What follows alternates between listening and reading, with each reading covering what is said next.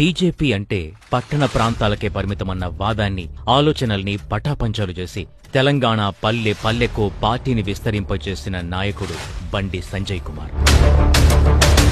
తెలంగాణలో బీజేపీ ఎక్కడుంది అని వెటకారాలు మాట్లాడిన నోళ్లను మోయించేలా గ్రేటర్ హైదరాబాద్ ఎన్నికల్లో 48 మంది కార్పొరేటర్లను గెలిపించుకుని ఇక్కడుందిరా బీజేపీ అని సత్తా చాటిన నాయకుడు బండి సంజయ్ కుమార్.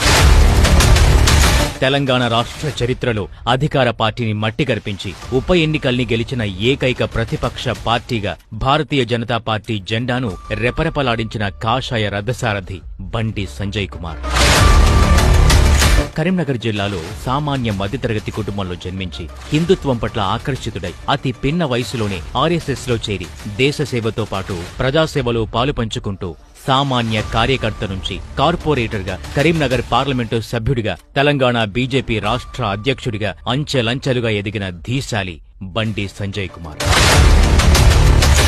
తెలంగాణ రాష్ట్రంలో బీజేపీ అంటే బండి సంజయ్కి ముందు, బండి సంజయ్ తర్వాత అనుకునే స్థాయిలో ఎవ్వరూ ఊహించని విధంగా పార్టీని బలోపేతం చేసిన కాషాయ యోధుడు బండి సంజయ్ కుమార్.